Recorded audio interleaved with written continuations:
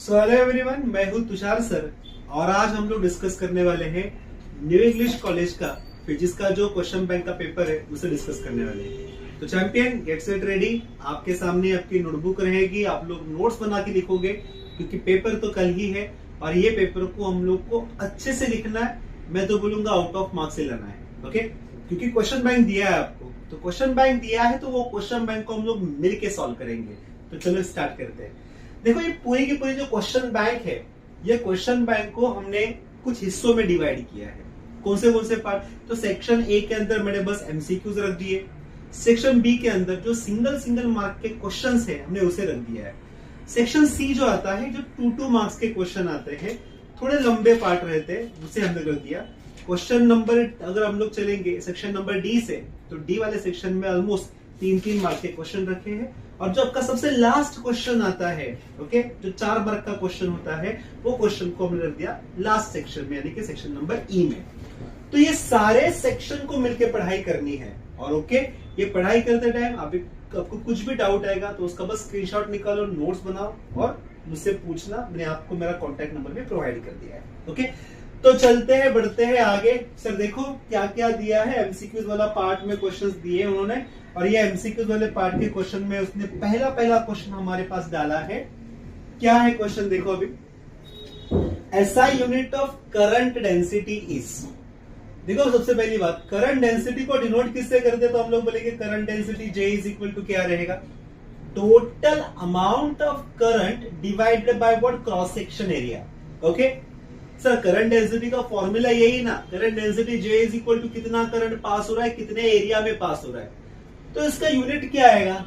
बहुत बार पढ़ा रहेगा आपने, करंट का जो यूनिट आता है उसे कहते हैं एम्पियर, ओके? सर नीचे क्या है? नीचे तो एरिया है। एरिया का यूनिट क्या आएगा? एरिया का यूनिट बनता है बच्चा मीटर स्क्वायर। तो ऑप्शन में ढूंढो यार, ऑप्शन में ढूंढता हूं तो सर देखो ना, यहाँ पर एम्पियर पर मीटर स्क्वायर क्या बन गया बच्चा? ये बन गया हम लोग के पास यूनिट। एकदम बात क्लियर है? तो मैं ऐसे बताऊं, पहला जो एमसीक्यूज है वो एमसीक्यूज का ऑप्शन क्या आएगा? Option number A. पर ए बी सी डी ध्यान में मत रखना। क्या यूनिट है बेटा? करंट डेंसिटी का यूनिट आता है एम्पियर डिवाइडेड बाय मीटर का स्क्वायर, ओके? चलते हैं सर, देखो नेक्स्ट क्वेश्चन के पास चलेंगे। करंट इलेक्ट्रिसिटी से क्वेश्चन आया है, okay? You are given 4 bulbs of 25 watt, 40 watt, 60 watt and 100 watt of power and all are operating at 230 volt. सब लोग किस वोल्टेज के ऊपर ऑपरेट हो रहे हैं? तो 230। Which of them has a lowest resistance? अब देखो 4 बल्ब दिया है बेटा। ये पहले की पावर कितनी है? पहले की पावर दी है उन्होंने 25 वैट।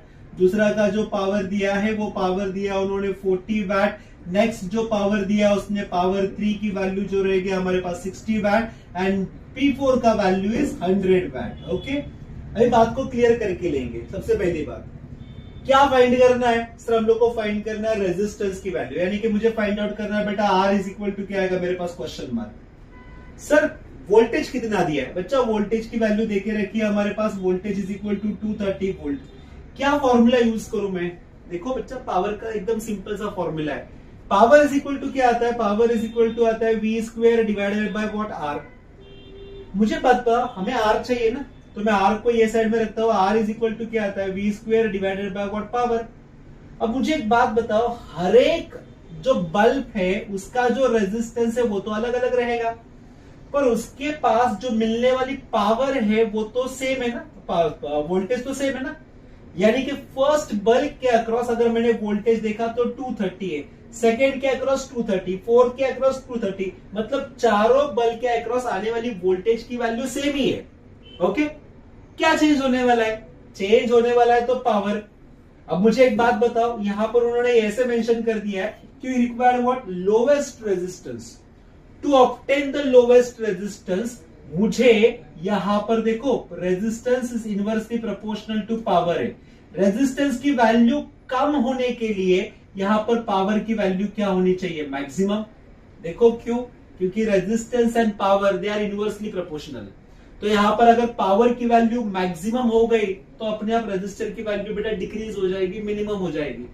तो मुझे बताओ ये चारों में से ऐसा कौन सा पावर है जो सबसे ज्यादा है? तो ऑप्शन नंबर आता है सर देखो 100 वॉट के लिए। तो बच्चा 100 वॉट कौन सा ऑप्शन, तो ऑप्शन नंबर डी आपका करेक्ट ऑप्शन बनता है। कौन सा बेटा, 100 वॉट। दिमाग के अंदर कंसेप्ट को पूरा ठास लेना है एकदम। ओके सर, देख अभी नेक्स्ट कंसेप्ट के ऊपर जाएंगे, नेक्स्ट एमसीक्यूज के ऊपर चलते हैं। क्या है एमसीक्यूज, देखो ना उन्होंने कह दिया बेटा we have a vector addition, we have A vector plus B vector, modulus में दिया है, इज इक्वल टू क्या दिया उन्होंने, A vector minus B vector दिया है, then the angle between this two non zero vectors is, दो non zero vectors के बीच में का एंगल क्या रहेगा, इज इट 180, 90, 45, 0, क्या रहेगा ये हमें आज डिस्कस करना है। क्या लॉजिक यूज करेंगे, कैसे लॉजिक यूज करेंगे, प्लीज समझ के लो।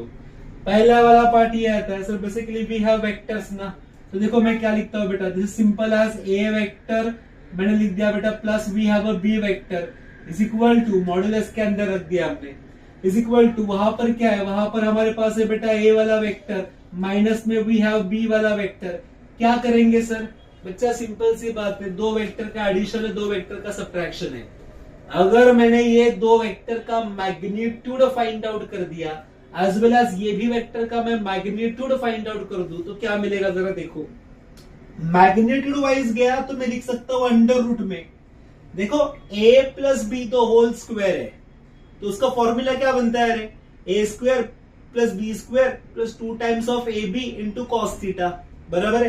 तो मैं यहां पर लिखता हूं ये कितना बन जाएगा, this simple as A square plus B square plus 2 times of कितना आता है, A B into we have cos of what, theta, yes और no, is equal to, sir ji यहाँ पर we have a minus B ना, तो ए minus B का अगर मैंने मॉड्यूलस निकाला तो क्या आ जाएगा सर, वो भी तो बन जाएगा, अरे हम लोग के पास रूट में है दादा ए स्क्वायर, ये बन जाएगा ए स्क्वायर माइनस कितना आएगा, माइनस आता है 2 times of A B into कितना आता है कॉस ऑफ थीटा, और प्लस क्या लिखू बेटा, मैं बी स्क्वायर लिखता हूँ।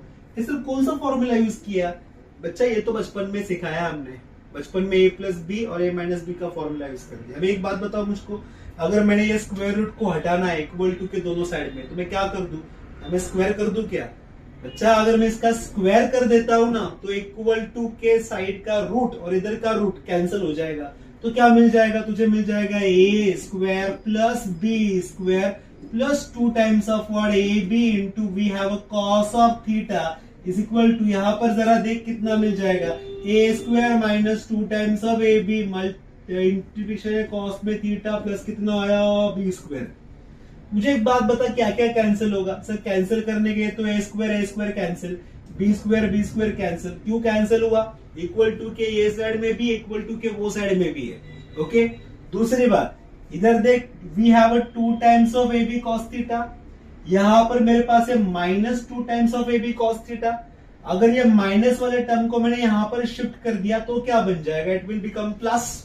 मुझे बता 2 times of A B cos theta plus 2 times of A B cos theta is nothing but कितना बन जाएगा सर, वो बन जाएगा मेरे पास 4 times of A B into we have cos of theta is equal to कितना है 0। To get the value of theta मुझे एक बात बताओ, ये मैं 4 को वहां पर शिफ्ट करता हूं, 0 divide by 4 is 0, A B को वहां पर शिफ्ट कर दिया, 0 divide by A B is 0, तो होता क्या है, तो cos theta is equal to मेरे पास बन गया बेटा 0, पर मुझे थीटा चाहिए, क्या कर दूं सर, कॉस को उठा वो बाजू में भेज दो, तो थीटा इज इक्वल टू क्या बन जाएगा, is nothing but cos inverse of what 0। मुझे एक बात बताओ, कॉस इनवर्स ऑफ 0 है, यानी कि क्या होना चाहिए, कॉस इनवर्स ऑफ 0 किसके लिए आने चाहिए, तो कॉस इनवर्स ऑफ 0 हमेशा आती है बेटा तुम लोग का 0, कॉस 0 कभी आएगा 90 डिग्री पे ना, व्हेन वी हैव थीटा का value, when we have cos of 90, cos of 90 की वैल्यू कितनी बनती है बेटा 0, तो यहाँ पर थीटा कितना बनेगा 90 ना, बात समझ रहे हो आप लोग, कॉस 0 कब आना चाहिए 0, कॉस 90 का वैल्यू है 0, इसके लिए हम लोग लिखेंगे थीटा का पर्टिकुलर वैल्यू इज 90 डिग्री, तो ऑप्शन नंबर क्या बनेगा उसका, ऑप्शन नंबर बनता है बेटा सी वाला ऑप्शन। रट्टा मत मार के जा, लॉजिक समझ के जा, ये कहां से आया रे सर, ये ना आता है मैथमेटिकल मेथड से, यानी कि चैप्टर नंबर 2 बेटा उधर से एमसीक्यूज आया, ओके। चलिए सर आगे बढ़ते हैं, देखो अभी ये तो एमसीक्यूज का पार्ट हो गया फिजिक्स के अंदर का, थोड़ा एक एक मार्क के क्वेश्चन देखते हैं, सिंगल मार्क के लिए आते ही है, क्या क्वेश्चन है सर, जरा देखो, जरा अटेंशन दो यार, सिंपल लिखा है, पहला क्वेश्चन है, what is the use of rheostat in electric circuit. पहली बात तो रियोस्टैट है क्या? देखो, रियोस्टैट को बोला जाता है वेरिएबल रेजिस्टर। सर क्या होता है वेरिएबल रेजिस्टर? देखो, ऐसा सिलेंड्रिकल फॉर्म रहेगा, जिस सिलेंड्रिकल फॉर्म में ना हम लोगों ने वायर वूंड करके रखी है। ओके, जितने नंबर ऑफ वायर के टर्मिनल्स होंगे या फिर जितना नंबर ऑफ वायर का वाइंडिंग होगा ना, उतना ज्यादा रेजिस्टेंस ऐड होता है। ओके, बात समझ रहे हो आप लोग?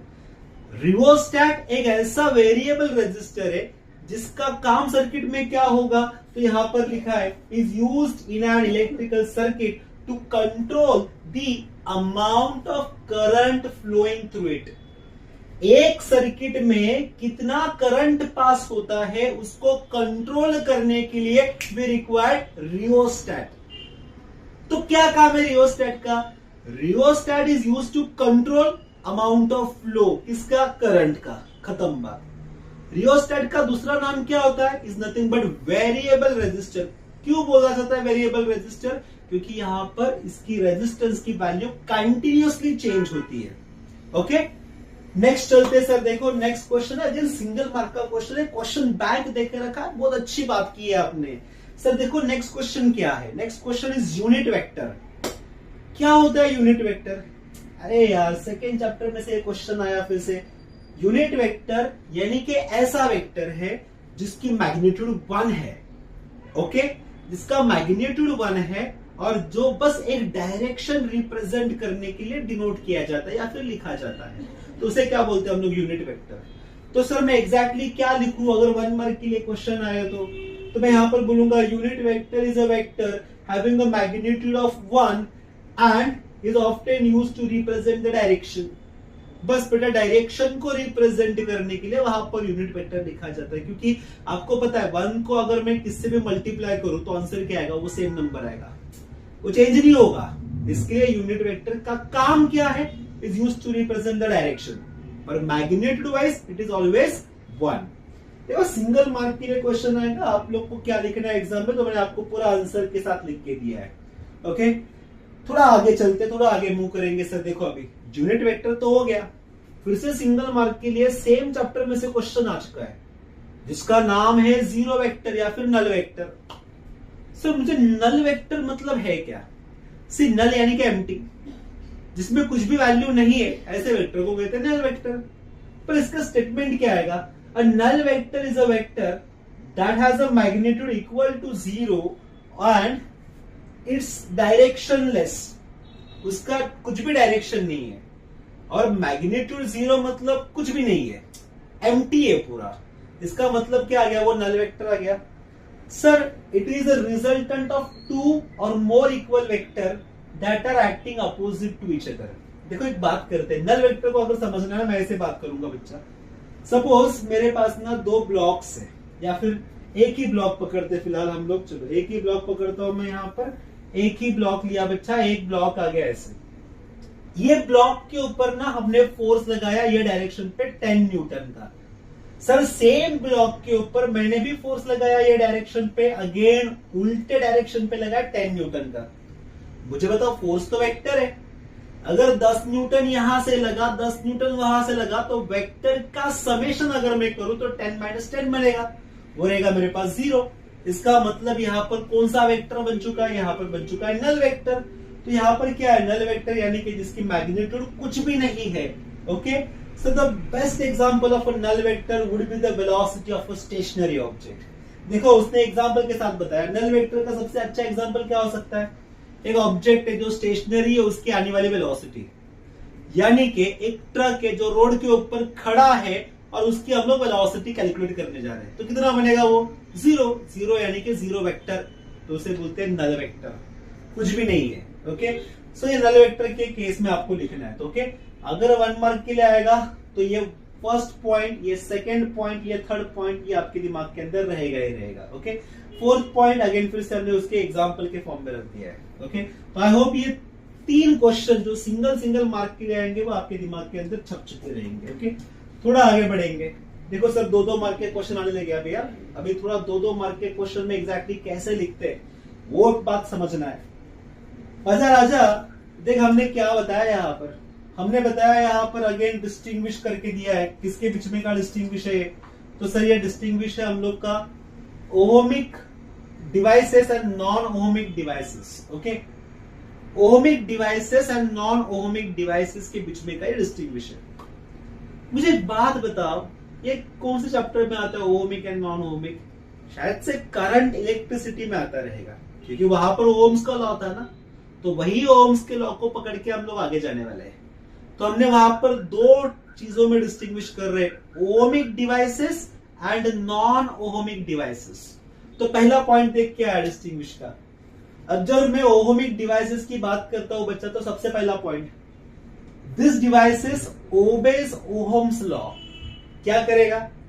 ओहमिक डिवाइसेस हमेशा ओहम्स के लॉ को ओबे करेगा। यहां पर जाऊं तो this devices does not obey the Ohm's law. वो ओहम्स लॉ को ओबे करेगा कभी भी नहीं बच्चा। ओहम्स का लॉ क्या था बेसिकली? सर सिंपल लॉ था ना यार, V is equal to what, I into R, यही तो ओहम्स का लॉ है। ये ओहम के लॉ को अगर कोई भी डिवाइस ओबे करता है तो वो क्या बनेगा? ओहमिक। जिस डिवाइस में ये लॉ ओबे नहीं होता है उसे क्या बोलेंगे हम लोग? Non ohmic. बात समझ में? देखो अभी, the graph between the voltage and current is a straight line passing through the origin. अगर आप लोग ओहम्स का लॉ एकदम अच्छे से पढ़ लिए हो ना, तो आपने ऐसा ग्राफ ड्रॉ किया रहेगा। वो ग्राफ था कुछ ऐसे, यहाँ पर था एक्स एक्सिस, यहाँ पर था वाई एक्सिस। वाई एक्सिस के ऊपर भी है amount of current, x axis के ऊपर भी है वोल्टेज। जैसे जैसे वोल्टेज बढ़ेगा वैसे वैसे अमाउंट ऑफ करंट भी क्या होता है? इंक्रीज होता है। अगर ये ग्राफ को मैं देखूं तो ये ग्राफ ना लीनियर फॉर्मेट में, तो इसे बोलते हैं हम लोग ओहमिक ग्राफ। और ये क्या करता है? ये डिवाइस इसको फॉलो करता है। पर यहां पर अगर मैं देखूं नॉन ओहमिक डिवाइसेस में, तो क्या होगा? The graph between the voltage and current is not a straight line. यानी कि क्या होगा? सर सिंपल सी बात है, अगर मेरे पास नॉन ओहमिक ग्राफ रहेगा तो लेट्स से आ गया करंट, ये आता है मेरे पास कौन? वोल्टेज। पर यहां पर जो ग्राफ बनेगा ना, ये नॉन लीनियर है, रैंडम है, कैसा भी जाएगा हमें पता नहीं। एक बार इंक्रीज होगा, एक बार डिक्रीज होगा, ऐसे हो सकता है। क्यों ऐसे हो सकता है? क्योंकि यहाँ पर ये नॉन ओहमिक डिवाइसेस है जो ओहम के कंडीशन को फॉलो नहीं करता है। ओके, तो ये दो पॉइंट शायद से आपको एकदम अच्छे दिमाग के अंदर गए रहेंगे। थोड़ा आगे बढ़ता हूं मैं यहाँ पर।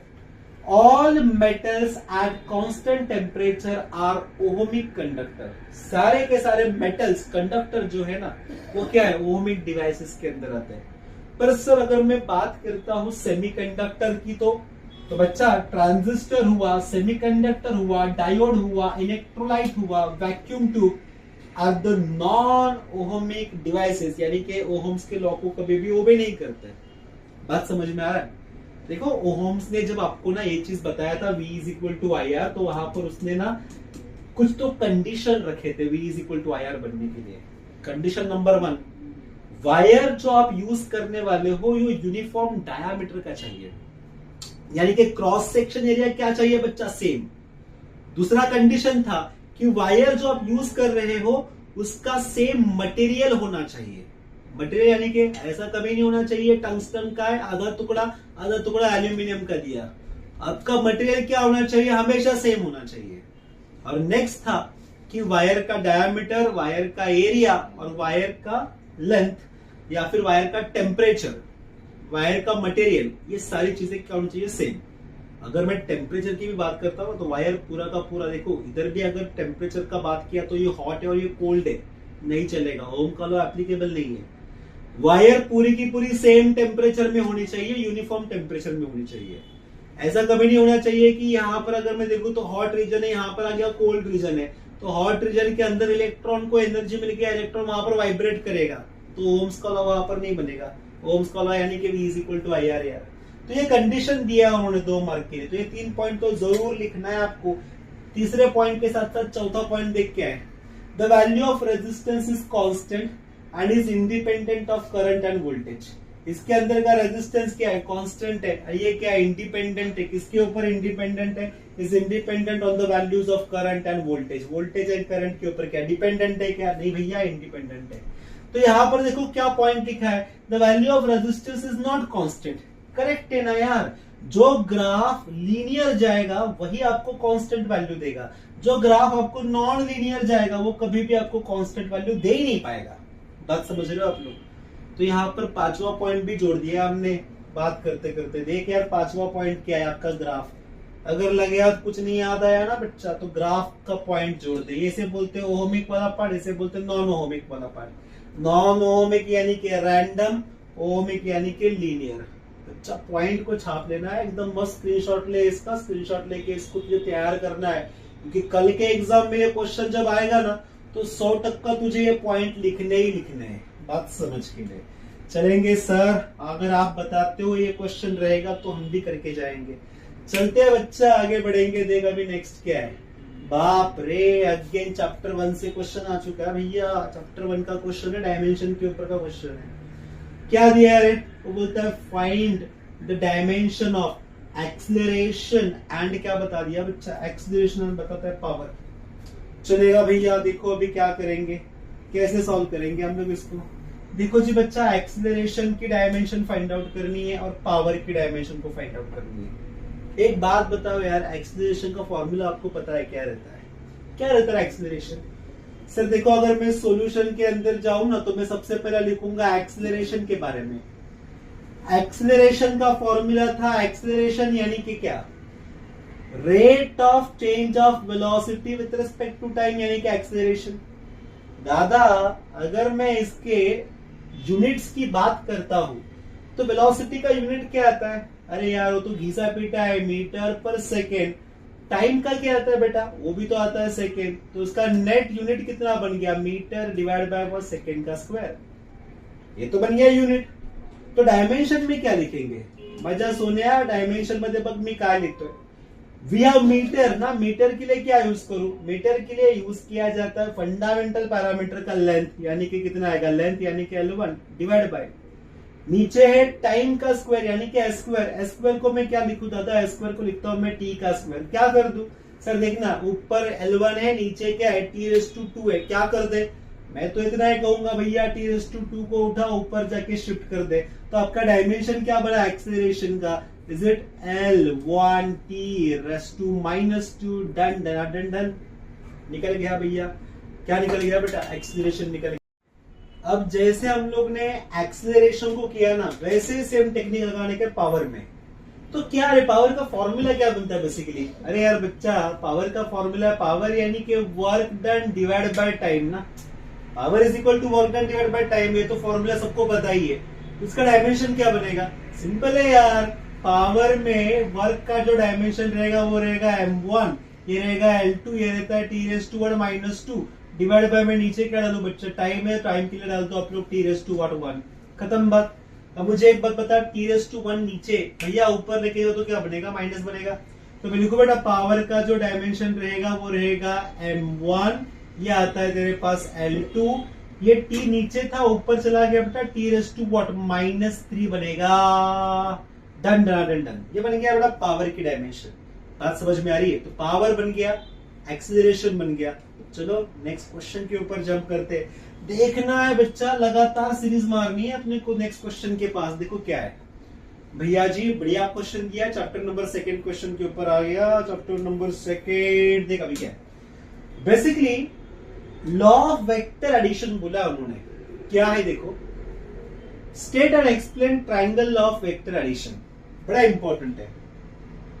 उसका स्टेटमेंट भी चाहिए, उसकी डायग्राम भी चाहिए और उसका एक्सप्लेनेशन भी चाहिए। क्या करोगे देखो कैसे लिखना है, 2 मार्क का क्वेश्चन है ये। सर स्टेटमेंट क्या है? Triangle law of vector addition states that when 2 vectors are represented as the 2 sides of a triangle with the order of magnitude and direction, then the third side of a triangle represent the magnitude and direction of the resultant vector। यानी कि मैं ऐसे कहूंगा, छोटा सा एक diagram को पकड़ के मैं एक्सप्लेन करूंगा। ये O वाला पॉइंट है, यानी कि ओरिजिन वाला पॉइंट है। थ्रू दिस ओरिजिन वाला पॉइंट मैंने यहां पर एक वेक्टर ड्रॉ कर दिया जो खत्म होता है A वाले पोजीशन पे आके। तो मैं ऐसे बोलूं, O से लेके A पे गया तो ये वेक्टर को मैं कहता हूं बेटा this is simple as A vector. Okay sir, यही A वाले टर्मिनल को पकड़ के अगर मैंने और एक पोजीशन वेक्टर को ड्रॉ कर दिया तो ये पोजीशन वेक्टर आ जाता है कुछ ऐसे। सपोज तो ये खत्म कहां पर हुआ, ये टर्मिनेट हुआ है बी वाले पॉइंट पे, तो मैं कहूंगा ये आता है आपके पास कौन, बी वाला वेक्टर। बात समझ गए? सो ये आता है ए वेक्टर, ये आता है बी वेक्टर। तो as per triangle of vector addition क्या बताया उसने सर, वो बताता है सिंपल, अगर एक वेक्टर चालू होकर दूसरे पॉइंट पे खत्म हुआ और उसी पॉइंट से अलग एक वेक्टर चालू हुआ, तो वहां पर क्या करेंगे, अगर मैं ये दोनों पॉइंट को पकड़ के ऐड कर दूंगा ना, तो ये दोनों पॉइंट इसका रहेगा वेक्टर एडिशन, यानी कि इसका जो रिजल्टेंट होगा R vector is equal to क्या आएगा, R vector is basically addition of O A vector plus लिखूंगा बेटा मैंने ए बी वेक्टर। सर मुझे बताओ यहाँ पर R vector resultant vector is equal to क्या बनेगा, फिर ओ ए का वैल्यू कितना है, O A is nothing but what A वाला वेक्टर प्लस ओ बी का वैल्यू कितना है बेटा, मैं कहूंगा बेटा बी वाला वेक्टर। तो A vector plus B vector ये क्या रहेगा आपके पास, वेक्टर एडिशन वाला पार्ट रहेगा। तो एग्जाम में क्या लिखना है, एग्जाम में स्टेटमेंट स्टेटमेंट स्टेटमेंट बहुत इंपॉर्टेंट है बच्चा, कैसी देगा भी, triangle of vector addition states that, शुरुआत कहां से की है इंपॉर्टेंट है, व्हेन टू वेक्टर्स, देखो यहां पर जो ग्रीन कलर से मैंने ड्रॉ किया ना, ये दो वेक्टर है, when two vectors are represented as the two sides of a triangle, ये दो ट्रायंगल के साइड्स है, ओके क्या रिप्रेजेंट कर रहे हैं, with the order of magnitude and direction, इसके पास मैग्नीट्यूड है मॉड ऑफ ए, इसके पास मैग्नीट्यूड है मॉड ऑफ बी, इसके पास डायरेक्शन ये साइड में, इसका डायरेक्शन ये साइड में, okay then the third side of a triangle represent the magnitude and direction of the resultant vector. Third side क्या रिप्रेजेंट करेगी, इन दोनों का वेक्टर एडिशन का मैग्नीट्यूड एंड इन दोनों का डायरेक्शन। ये सिंपल सा ट्रायंगल है, तो मार्क्स भूलना नहीं, 2 मार्क के लिए डायग्राम, ये स्टेटमेंट और ये एक्सप्रेशन आप लोग को लिखना है। Here OA vector is what, position vector of the first side, AB vector is what, position vector of the second side, और जो थर्ड साइड आती है उसका जो पोजीशन वेक्टर रहेगा वो O से लेके B पे गया, तो उसका फाइनल फॉर्मूला क्या बनेगा, R vector is equal to A vector plus B vector, ये आपको फॉर्मूला में आएगा। ओके 2 बार का क्वेश्चन इंपॉर्टेंट था। थोड़ा आगे बढ़ेंगे, देखो अभी क्या है, चैप्टर 1 के ऊपर गए हम लोग फिर से। माय डियर देखो क्या लिखा है, find the number of significant figure in the following. ये कुछ नंबर दे के रखे हैं और इसी नंबर्स के अंदर हम लोग को सिग्निफिकेंट फिगर्स को फाइंड आउट करना है। तो क्या करेंगे, तो मैं आपको एक टेक्निक बताता हूं। देखो अगर डायरेक्टली नंबर्स पूछे, रूल्स तो सबको पता ही है, रूल्स क्या रहते हैं, नॉन जीरो डिजिट के बीच में जीरो रहेगा तो उसको कंसीडर करना है, सामने वाले जो जीरो आएंगे उसको नहीं कंसीडर करते, पॉइंट के बाद रहेगा तो कंसीडर करना है। देखो मैं एक सिंपल सी बात बताता हूँ, इसका ना हम लोग ना एक टेक्निक बताएंगे, सिग्निफिकेंट फिगर को ढूंढना है कैसे। सबसे पहली बात, यहां पर देखो स्टार्टिंग के जितने भी जीरोस है ना, ये वाले जीरोस, ये जीरो हम लोग को नहीं चाहिए। नहीं चाहिए मतलब क्या, उसे हम लोग निगलेक्ट कर सकते हैं। तो इसका मतलब अगर मैं लिखने गया तो देखो यहां पर मैं ऐसे बोल सकता हूं, यहां पर जितने भी स्टार्टिंग के जीरोस है, ये जीरोस को मैं ये कट कर दूंगा, ये जीरोस कट हो गए। कितना बच गया, एक ही तो नंबर बच गया बेटा, तो 0.003 मीटर स्क्वायर का सिग्निफिकेंट फिगर कितना बन गया, 1। सेकेंड फिगर, सेकेंड नंबर देखो क्या है, 6.4 इंटू 10⁶ मीटर है। सर इसके अंदर सिग्निफिकेंट फिगर कैसे ढूंढेंगे हम लोग, बच्चा फिर से वही बात है अपना, सामने से एरो चलाओ, जितने जीरो आएंगे उनको काट दो, पीछे से भी एरो चलाओ, जितने जीरो आते हैं उसको काट दो, बस पॉइंट है, पॉइंट के बाद अगर कोई भी जीरो आता है तो उसको कभी भी काटना नहीं है। ओके ये बात को समझना है। तो यहां पर मैंने देखो ये जो पूरा पार्ट था इसको मैंने पूरा काट दिया ऐसे, यहां पर देखो यहां पर तो कुछ जीरो है ही नहीं, तो यहां पर डायरेक्टली वी हैव 64 का नंबर, वो क्या है, नॉन जीरो नंबर है, तो डायरेक्टली यहां पर हम पकड़ो सिग्निफिकेंट फिगर इज 2। सर देखो 1.6 इंटू 10⁻⁻19 है बेटा, कुछ फर्क नहीं पड़ता है, ये इंडाइसेस वाले पार्ट को थोड़ा तुम लोग साइड में रखोगे तो भी चल जाएगा। तो क्या रहेगा सर, देखो 1.6 है, 9.1 है, इनका सिग्निफिकेंट फिगर कितना रहेगा बच्चा, 2 ही रहेगा, वो चेंज नहीं होगा।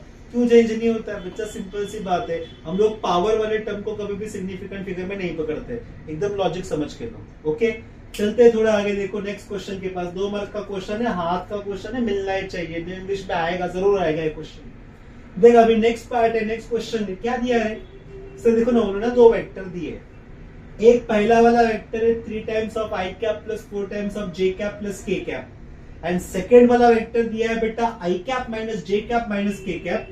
Determine the magnitude of V1 plus V2। बच्चा बड़ा सिंपल सा क्वेश्चन है ये। क्या क्वेश्चन में करना है? दो वेक्टर का एडिशन करना है। पर कैसे एडिशन करेंगे जरा देखो। हमारे पास वैल्यूज कितनी है? मैंने लिख दिया बेटा V1 की वैल्यू है 3 times of what I cap plus 4 times of what J cap plus we have K cap. Yes और नो? सर इनमें कौन ऐड होने जाने वाला है? V2 इज इक्वल टू कितना है? V2 इज इक्वल टू मैंने बताया I cap minus what J cap minus कितना आता है बेटा के कैप। यस और नो? अगर मैं एडिशन दिखाऊं बेटा तो एडिशन का एक रूल है, आई के कंपोनेंट बस आई के साथ ऐड होंगे, जे के कंपोनेंट बस जे के साथ, के का कंपोनेंट बस के साथ ऐड होगा। तो यहां पर देखना यार, ये बन जाएगा V1 plus V2 is equal to I का कंपोनेंट को आई के साथ 3 प्लस 1 कितना बनेगा बेटा 4 times of what we have I cap. बेटा यहां पर 4j यहां पर माइनस जे, 4 माइनस जे यानी कि 4 माइनस 1 आंसर आएगा plus 3 times of what J cap. Sir यहाँ पर देख के कैप है, यहाँ पर माइनस के कैप है, के कैप क्या बन जाएगा भैया 0। तो यहाँ पर आंसर कितना आएगा 0 टाइम्स ऑफ व्हाट के कैप। यानी कि आपका जो फाइनल वेक्टर होगा V1 plus V2 is nothing but 4 times of I cap plus 3 times of what J cap. निकल गया कुछ ऐसे। बात को समझना है बच्चा। पर सर यहाँ पर देखो उन्होंने मैग्नीट्यूड ये वर्ड मेंशन किया है। मैग्नीट्यूड यानी कि ये जो पार्ट मिला इसका मॉड्यूलस निकालो। तो कैसे करेंगे? तो मैं भी लिखूंगा बच्चा मॉड्यूलस ऑफ कितना आएगा V1 plus V2 is equal to, उसका एक सिंपल सा फॉर्मूला है जो आपको सबको पता है। क्या करेंगे? आई वाला जो कोएफिशिएंट है, आई वाला जो कंपोनेंट है उसका पूरा स्क्वायर कर दो। 4 का स्क्वायर कर दो बेटा मैं 16 प्लस से जे वाला जो कंपोनेंट है ना उसका भी क्या करते हैं हम लोग स्क्वायर करके हम लोग ऐड कर देंगे। तो 3 का स्क्वायर इज 9। मुझे बताया 9 प्लस 16 आंसर इज 25। सर 25 को रूट में रखा, रूट के बाहर निकल जा, ये कितना आता है 5। यानी कि modulus of what? Modulus of V1 plus V2 vector is equal to कितना बन गया बच्चा 5 बन गया। ये भी क्वेश्चन कितने मार्क का है दादा? 2 मार्क का क्वेश्चन है। मस्त क्वेश्चन है, ये क्वेश्चन को छोड़ना नहीं है। सिंपल सा क्वेश्चन है, हार्डली 1 से 2 मिनट में हो भी जाता है। प्लीज एक बार कॉपी करके ले यार, एक बार स्क्रीनशॉट मार के ले, ये क्वेश्चन बड़ा इंपॉर्टेंट है। ओके चलते फिर नेक्स्ट चलते। देखो सेक्शन नंबर सी के अंदर है हम लोग, और सेक्शन नंबर सी के अंदर 2-2 मार्क के क्वेश्चन के साथ हम लोग लड़ रहे हैं। तो देखो अभी आगे क्या है। ओहो एक फैंटास्टिक क्वेश्चन आ चुका है। बोलता है फंडामेंटल यूनिट्स क्या है उसको जरा बताओ। ओके चैप्टर नंबर 1 का क्वेश्चन है। फंडामेंटल यूनिट्स क्या है उसको डिफाइन करो और उसके कोई भी 2 एग्जांपल दे दो। ओके ये क्वेश्चन है आपका। सबसे पहला what is mean by fundamental ray? Sir fundamental parameters या फिर फंडामेंटल यूनिट्स या फिर fundamental quantities are those quantities which are totally independent. वो किसी के ऊपर डिपेंड नहीं है, तो उसे क्या बोलते हैं हम लोग? फंडामेंटल। तो स्टेटमेंट में क्या लिखोगे आप लोग? फंडामेंटल क्वांटिटीज और parameter are basic physical quantities that are not depend on any other parameters और क्वांटिटीज। तो उसमें कितने फंडामेंटल पैरामीटर होते हैं? आपको तो 2 लिखने बोला एग्जाम में, पर मैं कहूंगा तो यहाँ पर 7 फंडामेंटल पैरामीटर्स होते हैं। सो कौन सा? मास है, लेंथ है, टाइम है, करंट है, टेम्परेचर है, अमाउंट ऑफ सब्सटेंस है, और दूसरा आता है बेटा ल्यूमिनस इंटेंसिटी। आपकी जो इच्छा रहेगी आप लोग वो उसमें से लिख सकते हो। अगर मैं मास को लिखना चाहता हूं तो मास लिखो, लेंथ लिखो, सिंपल सी बात है, या फिर टाइम लिखो। ये तो एवरेजली यूज करते हैं हम लोग हर एक जगह पर, तो आप लोग ये तीनों लिखोगे तो भी बन जाएगा। ओके चलो थोड़ा आगे बढ़ेंगे, आगे मूव करेंगे हम लोग। सर किसकी बात चल रही है? फंडामेंटल पैरामीटर, फंडामेंटल यूनिट्स की बात। ओके सर वही चैप्टर को पकड़ के फिर से क्वेश्चन आ चुका है भैया। बढ़िया क्वेश्चन है, 3 मार्क का क्वेश्चन है। अटेम्प्ट द फॉलोइंग बोला है, क्वेश्चन बैंक का क्वेश्चन है न्यू इंग्लिश के। प्लीज समझ के लिए अभी देख क्या है वो क्वेश्चन। ऐसा है, find the conversion factor between SI unit and CGS unit of a force using dimensional analysis। भैया बताते हैं डायमेंशनल एनालिसिस को यूज कर दो, और क्या फाइंड आउट करना है आपको? फाइंड आउट करना है फोर्स के लिए आपकी एग्जैक्टली क्या डायमेंशन रहेगी, क्या पैरामीटर रहेंगे। तो देखो मैं एक सिंपल सी बात रखूंगा, इसको सॉल्यूशन में कैसे सॉल्व करेंगे। सर बेसिकली देखो मैं यहां पर लिखूंगा फोर्स जो किस में आया है, फोर्स इन में लिखूंगा बेटा MKS system, MKS system is equal to K times of, मैं लिखता हूं बेटा force in CGS system, CGS system यानी कि centimetre gram second system. Okay, मुझे एक बात बताओ, फोर्स का डायमेंशन क्या है। फोर्स का डायमेंशन की अगर मैं बात करूं तो फोर्स का dimension is m1 L1 T⁻², ये आ गया एमकेएस सिस्टम में, इज इक्वल टू इज के टाइम्स ऑफ व्हाट, के times of force in CGS, again मैं लिखूंगा m1 L1 T⁻² in CGS. क्या क्या होना चाहिए, ये बात के ऊपर गौर करेंगे अभी। सर मुझे एक बात बताओ, एमकेएस सिस्टम की अगर बात करते हैं हम लोग तो मास क्या होना चाहिए, मास मस्ट बी मेजर होना चाहिए केजी में। लेंथ की जब बात करूं तो लेंथ किस में होना चाहिए बेटा, मीटर में होना चाहिए।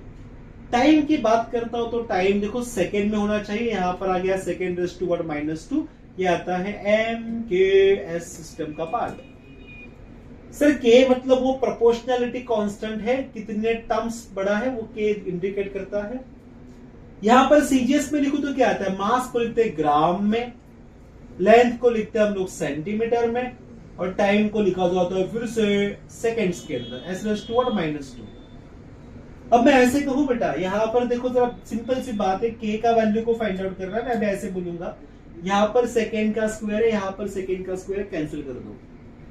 सर मुझे एक बात बताओ, सेकेंड का स्क्वायर तो कैंसिल हो गया, अभी आगे क्या आता है। देखो ये केजी है ना, केजी को मैं ग्राम के टर्म्स में लिखूंगा तो क्या आता है, 1 kg is equal to how many grams, शायद से 1000 होता है, शायद नहीं है, पक्का 1000 है। 1000 यानी कि क्या है बच्चा, 10 की पावर व्हाट 3 ग्राम। सर ये तो मीटर है, क्या मैं मीटर को सेंटीमीटर में कन्वर्ट कर सकता हूं क्या, हाँ। तो कितना है, अरे 1 मीटर यानी कि मैं बोल सकता हूं 10 की पावर व्हाट 2 सेंटीमीटर। ओके, आ गया इधर तक, ये आ गया इधर तक, इज इक्वल टू, ये बेसिकली के है, ये आता है तुम लोग के पास फिर से ग्राम, ये आता है फिर से सेंटीमीटर। अब मैं बात बताऊं बेटा, यहाँ का सेंटीमीटर कट गया, यहाँ का सेंटीमीटर कट गया, यहाँ के ग्राम कट गई, यहाँ के ग्राम कट गई, ये बच गया 10 की पावर 3 इंटू 10 की power what 2 is equal to capital K. तो मैं बताऊं बेटा, capital K is equal to as per law of indices, यहाँ की पावर 3 है, यहाँ का पावर 2 है, इट विल बिकम 10 की पावर व्हाट +5, तो के का वैल्यू निकल गया 10 की पावर व्हाट +5, डन। तो आपको क्या फाइंड आउट करने का था, ये 3 मार्क के क्वेश्चन में आपको फाइंड आउट करने का था कन्वर्जन फैक्टर क्या है। तो कन्वर्जन फैक्टर ये k इज इक्वल टू कितना, 10 की पावर व्हाट 5। एक बार फटाफट स्क्रीनशॉट मार के ले और एग्जैक्टली एग्जाम में जाके यही लिखना है आपको, ताकि शायद से आपको कंप्लीट मार्क्स भी मिल सकते हैं। ओके, और डिपेंड करेगा आपके टीचर में भी, आप कैसे लिखते हो वो भी इंपॉर्टेंट है। ओके, चलते हैं आगे। देख बेटा अभी नेक्स्ट क्या है, अच्छा एक न्यूमेरिकल डाल दिया अच्छा खासा। न्यूमेरिकल को देखना बेटा, 3 मार्क का न्यूमेरिकल है, बढ़िया न्यूमेरिकल है। ओके, न्यूमेरिकल है करंट इलेक्ट्रिसिटी नाम के चैप्टर के ऊपर, करंट वाले चैप्टर के ऊपर। जरा प्लीज देखना चालू कर दे क्या है। A battery of EMF 12 volt, मैं सॉल्यूशन बता रहा हूं बेटा। बैटरी ऑफ ईएमएफ, ईएमएफ की वैल्यू कितनी है बेटा, गिवन डेटा लिखेंगे सबसे पहला बेटा। देख क्या है बेटा, 12 वोल्ट दिया है ईएमएफ की value, and internal resistance of 3 ohm. Sir 12 volt का बैटरी हो गया, इंटरनल रेजिस्टेंस यानी कि आर की वैल्यू कितनी है बेटा, 3 ओम का रेजिस्टर है, is connected to a resistor R if the current in the circuit is to be 0.5 ampere. अच्छा, एक रेजिस्टर है जिसकी वैल्यू कितनी आर है, उसे हम लोग को कैलकुलेट करना है, और यहाँ पर करंट का वैल्यू कितना दिया है, 0.5 एम्पियर का करंट दिया है। ओके, तो क्या कैलकुलेट करना है, calculate resistance of a resistor. क्या फाइंड आउट करनी है सर, हमें फाइंड आउट करनी है रेजिस्टेंस की वैल्यू, एज वेल एज हमें ये भी फाइंड आउट करना है calculate the terminal voltage of the battery when the circuit is closed. Terminal voltage यानी कि V की वैल्यू भी हमें फाइंड आउट करनी है। क्या लॉजिक लगाओ बच्चा, सबसे पहले मैं डायग्राम बताता हूं आपको, जरा समझ के लो। बेसिकली डायग्राम क्या बनेगा सर, देखो ना मेरे पास एक रेजिस्टर आएगा जिसे कहते हैं हम लोग छोटा वाला आर, जिसे हम लोग कहते हैं बेटा यहाँ पर आता है कैपिटल आर। ये दोनों के पास जो करंट पास हो रहा है वो आता है आई एम्पियर वाला करंट। इसको जो हमने ईएमएफ दे के रखा है वो ईएमएफ है हम लोग के पास ई वाला ईएमएफ। अब मैं ऐसे बोलूं, जितना ईएमएफ का सप्लाई है उतना कंजम्पशन अक्रॉस आर है, कंजम्पशन अक्रॉस ये एक्सटर्नल रेजिस्टर आर है। यानी कि आपका जो फॉर्मूला बनेगा एकदम बढ़िया फॉर्मूला बनेगा, वो फॉर्मूला रहेगा capital E is equal to, देखो supply is equal to consumption across this छोटा वाला आर। कंजम्पशन का मतलब होता है potential drop I into R. यहां पर भी जाएंगे तो क्या बनेगा, ये आता है आई इंटू व्हाट कैपिटल आर। मुझे एक बात बताओ बेटा, हमारे पास तो वैल्यू चाहिए, आर की वैल्यू चाहिए, तो क्या कर दूं सर, देखो ना इसको शिफ्ट कर दिया, E minus I R is equal to कितना हो गया आई इंटू व्हाट आर। मुझे बता ई की वैल्यू कितनी, मैंने बता दिया 12, और का वैल्यू 0.5 और ये छोटा वाला आर स्मॉल आर का वैल्यू कितना है भैया, बोलते हैं 3 आ रहा है सर, इज इक्वल टू यहाँ पर देखो आई इंटू व्हाट आर है। हमें तो आर में इंटरेस्ट है सर, तो आर इज इक्वल टू क्या करेंगे, आई से पूरा डिवाइड करेंगे तो कितना बन जाएगा 12 divided by what I minus we will say 0.5 into what 3 divide by I. पर सर आपको एक बात बताता हूं, यहाँ पर जो आई की कीमत है वही 0.5, वो तो कैंसिल हो गया। तो यहाँ पर देखो ये बात को सॉल्व करेंगे थोड़ा, अभी हम लोग कैसे सॉल्व करेंगे, देखो बच्चा 12 है एज इट इज, आई की वैल्यू है 1/2 माइनस ये आता है 3, 2 गया ऊपर, ये 12 2 से कितना आता है, शायद से 24 आता है, 24 नहीं कंफर्म है 24, 24 में से 3 गया, बच्चा बोलता है 21। तो आर की वैल्यू कितनी बन गई बच्चा, आर का वैल्यू बन गया 21 ohm. Done done done done. अब ये रेजिस्टर के अंदर वोल्टेज कितना पास हो रहा है ये हमें कैलकुलेट करना है भैया। जग जाहिर फॉर्मूला है, ओम बाबा द ग्रेट बाबा फॉर्मूला बोल के गए, V is equal to what I into R, I की वैल्यू 0.5, आर की वैल्यू 21, लगाते बैठो करते बैठो 21, 0.5 को लिखता हूं मैं 1/2, सॉरी 0.5 को लिखा जाएगा 1/2, यानी कि ये बनेगा कुछ ऐसे।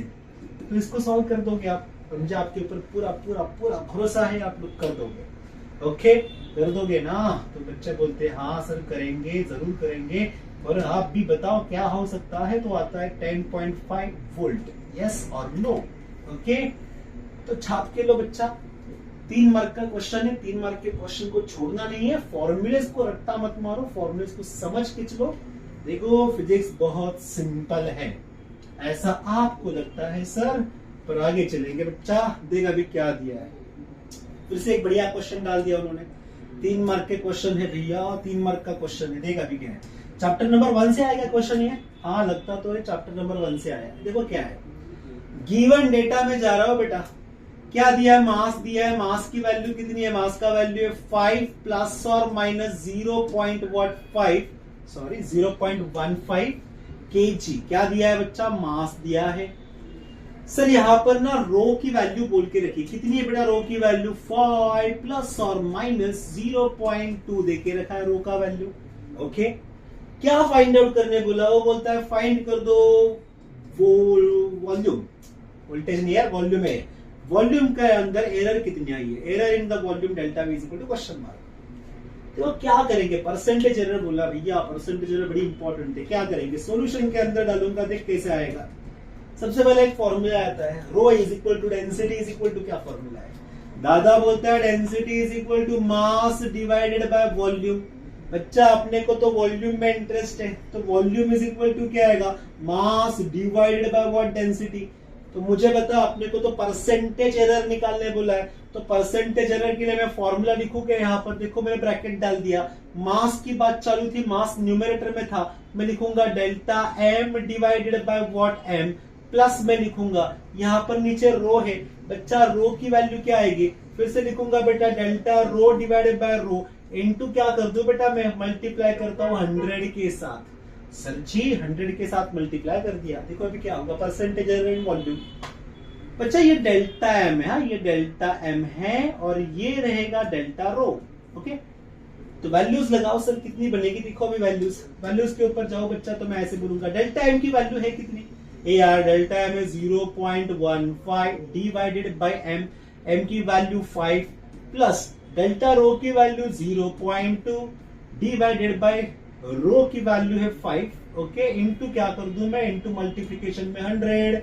नाउ टेल मी, नीचे का डिनोमिनेटर तो सेम ही है, ऊपर का न्यूमरेटर धनाधन ऐड होते जाएगा, तो कितना होगा 0 पॉइंट, देखो ये 5 है तो keep this 5 as it is, बराबर है। ये 1 प्लस 2 कितना आता है, 1 प्लस 2 आ जाएगा 3, आ गया यहाँ पर 3, तो ये बन जाएगा, ये बन जाएगा, ये बन जाएगा कितना, 5 प्लस 5 नीचे आएगा 5 बेटा, ओके, आ गया इधर तक।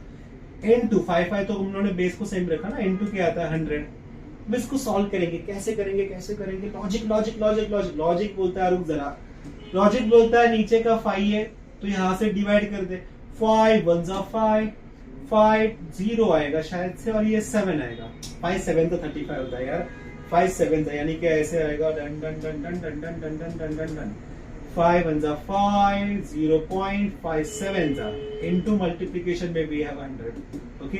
तो इसको अगर हम लोग सॉल्व करेंगे तो इसका आंसर कितना आएगा, तो आंसर आता है लगभग 70% का आंसर आता है। कितना आता है बेटा ये 70%, एक बार चेक करो यार, 70% का आता है क्या बच्चा, 70 आ गया, 70 आ गया, 70 आ गया, पर मैं बताऊं 70 नहीं है, इसका आंसर 70 है ही नहीं। तो कैलकुलेशन लगा, कैलकुलेशन ठीक से लगा, देख भैया कैलकुलेशन में बड़ी मिस्टेक होती है, लॉ ऑफ इंडाइसिस को पकड़ के, पावर को पकड़ के।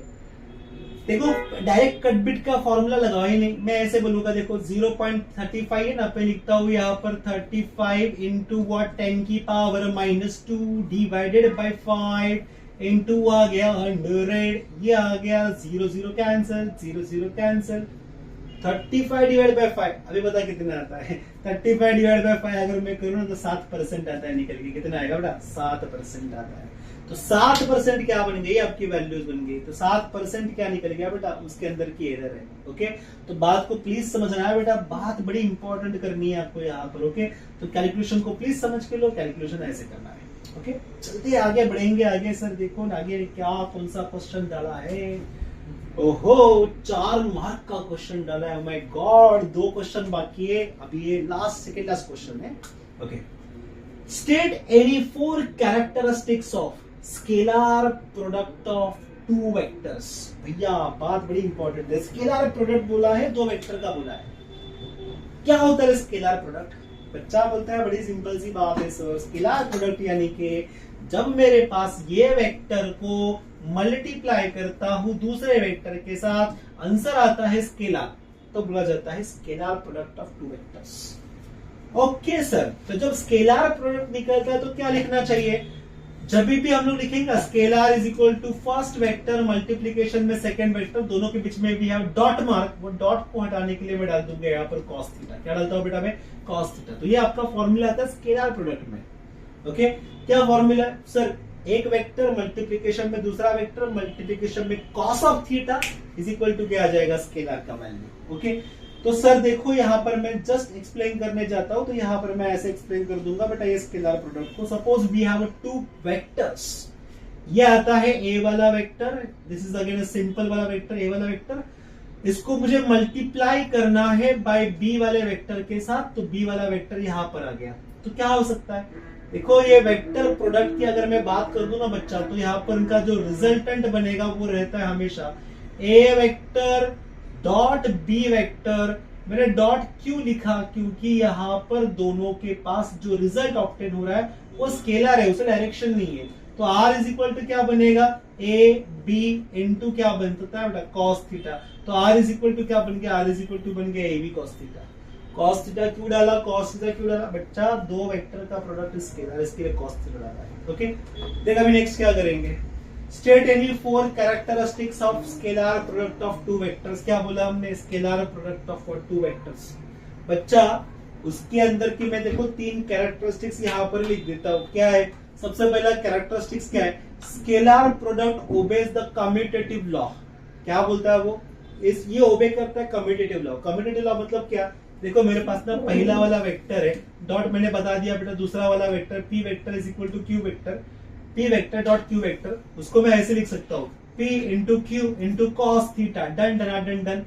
क्या मैं इसको ऐसे लिखूं क्या, Q वेक्टर मल्टीप्लीकेशन में P vector is nothing but QP cos theta. मैं ऐसे भी लिख सकता हूं बेटा। ये क्या है? ये तो बोलते कम्यूटेटिव लॉ है। कौन सा कम्यूटेटिव लॉ है बेटा? ये बोलते scalar product of two vectors का ये कम्यूटेटिव लॉ होता है।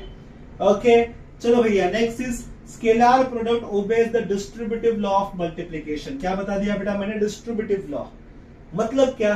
देखो बच्चा, एकदम बड़ी बात सिंपल है। मेरे पास एक वेक्टर है P वाला वेक्टर, मैंने डॉट मार्क डाल दिया, ये आता है Q वाला vector. Again we have another vector R वाला वेक्टर। तो इनका जब मैं सॉल्व कर दूं तो P का डॉट वाला प्रोडक्ट है वो Q के साथ लगेगा, यस और नो? तो क्या बन जाएगा? बच्चा बोलता है P vector dot Q vector, बीच में क्या है? प्लस साइन है। फिर से लगाऊंगा P vector dot R vector. Done done done. मुझे बता ये प्रॉपर्टी को क्या बोला जाता है? This is known as distributive law of multiplication. क्या बोलूं बेटा मैं? Distributive law of multiplication. Okay, third property क्या है? चार ही तो प्रॉपर्टी लिखनी है सर, थर्ड प्रॉपर्टी के पास जा रहा हूं। देख क्या है? The scalar product of two vector is equivalent to the product of magnitude of one vector with the magnitude of the component of the other vector is the direction of the first vector। ये उसने क्या लिख दिया? Scalar product के बारे में। Sir उसके साथ साथ ना मैं आपको और एक प्रॉपर्टी दूंगा। कौन सा प्रॉपर्टी? देख बच्चा, आराम से देखने का है। ये प्रॉपर्टी बड़ी उम्दा प्रॉपर्टी, बार बार समझ में आती है।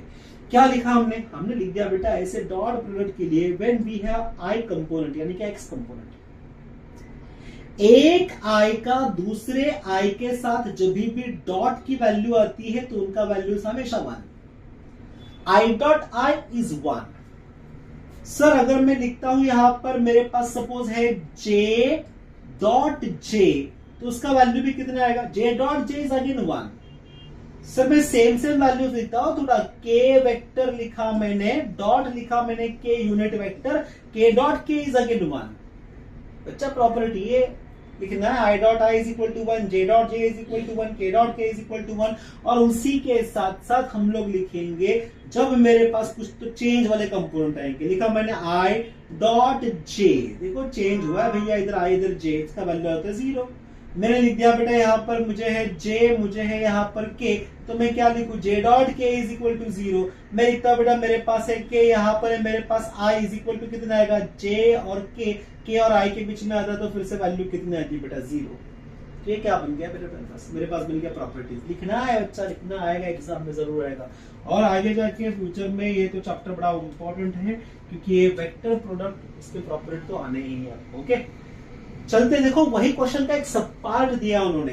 प्रॉपर्टी के साथ साथ क्या लिखने बोला? उन्होंने बोला फाइंड कर दो इनका जो एक क्वेश्चन दिया है, वो क्वेश्चन में ऐसे लिखा उन्होंने कि यहाँ पर ना मेरे पास r वाला वेक्टर है, r वाले वेक्टर की जो मैग्नीट्यूड है वो आती है 4 times of what i cap plus 6 times of what j cap minus 3 times of what k cap दिया है। एंड यहाँ पर p वाला वेक्टर इज गिवन, p वाला vector is equal to we have 2 times of what i cap plus 4 times of what j cap minus we have 5 times of what k cap. बोलता है find कर दो L is equal to क्या आएगा? L is a vector product. L यानी कि क्या बताया उसने? Angular momentum. Angular momentum is equal to formula बनता है r वेक्टर क्रॉस आता है बटा p वेक्टर। देखो यहाँ पर ना क्रॉस प्रोडक्ट आता है, यानी कि vector into vector, answer is a vector. तो वहां पर डॉट लेके चलेगा नहीं बेटा, वहां पर चाहिए आपको क्रॉस। तो क्रॉस को सॉल्व कैसे करेंगे बच्चा? आपने कभी डिटरमिनेंट को सॉल्व किया रहेगा ना, डिटरमिनेंट मैट्रिसेस वाले पार्ट को, तो सेम वही तरीका है सॉल्व करने का। क्या करेंगे देख बच्चा, मैं बताऊंगा। L vector is equal to, मस्त दो डंडी मार दे। पहला जो रो आएगा उसमें लिखना आई कैप जे कैप और यहाँ पर आएगा के कैप। फिर क्या करेंगे? पहला कंपोनेंट कौन आ गया? आर ना, तो आर के सारे कोएफिशिएंट लिखो। क्या क्या कोएफिशिएंट है? 4 है, 6 है और यहाँ पर -3 है। सिमिलरली पी के सारे कोएफिशिएंट लिख दो। कितना आता है? 2, 4 और यहाँ पर कितना है बच्चा? -5। क्या कर देंगे बच्चा? लड़ाई मत करो, यहाँ पर सॉल्व करो। कैसे करेंगे? दादा बोलता है डिटरमिनेंट को जैसे सॉल्व किया वैसे।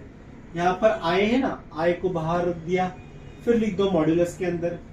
आई को अगर हमने कंसिडर कर दिया तो आई की कॉलम और आई का रो इनको पूरा ढक देना, जब बच जाएगा उसको लिख दो। कितना आता है? 6 है, -3 है, 4 है, -5 है, हो गया। अगेन राइट माइनस, क्या लिखेंगे बेटा, जे वाला कंपोनेंट के बारे में, मतलब जे वाला पार्ट यहाँ पर आ गया। अभी आगे क्या करूं सर, देखो बच्चा आगे की बात हम लोग ऐसे करेंगे, जे वाला कंपोनेंट डालने के बाद जे का रो और जे का कॉलम इनको पूरा ढक दो। क्या बच गया, ये बच गया 4 है, -3 है, अगेन वी हैव 2 है, -5 है, यस और नो, ये आ गया इधर तक। अब मैं बात करूं के की बात करेंगे बच्चा, के की बात करेंगे तो प्लस में वी हैव के वाला वेक्टर, अगेन ब्रैकेट में के के लिए ये रो गया, ये कॉलम गया, ये कॉलम गया, ये रो गया, ये कट हो गया, बस बच गया ये वाला पार्ट। तो बच्चा ये कॉलम और ये रो जाने के बाद 4 6 2 4 बच जाता है। तो डाल दो यहाँ पर 4 6 2 4, डन डन डन डन। क्या करेंगे, डू द क्रॉस मल्टीप्लीकेशन, कितना आएगा बेटा, this simply as I cap 6 into 5, 6 5 -30 minus में 4 3 12 बराबर है माइनस जे तुम लोग का एज इट इज। ओके, यहां पर फिर से -5 into 4 यह आता है -20, अगेन माइनस माइनस बन जाएगा प्लस, यहां पर भी माइनस माइनस बन जाएगा प्लस, ये प्लस में आ जाएगा। ओके, क्योंकि माइनस करते हैं हम लोग, ये कितना आएगा -3 और 2, 3 2 6 6 -6 प्लस। ओके, प्लस बेटा डिटरमिनेंट निकालना और कुछ निकालना है, 4 4 16 और ये आता है 6 2 12। लगा दो भैया, फटाफट लगा दो, कितना आ जाएगा। तो हम बताएंगे इसके बारे में, -30 और +12 कितना आएगा, -30 +12 मेरे ख्याल से -18 आई कैप आएगा। Okay sir ji, -j as it is. आगे क्या करेंगे, 20 में से 6 गया भैया, 20 में से 6 गया भैया, 20 में से 6 गया भैया, 20 में से 6 गया।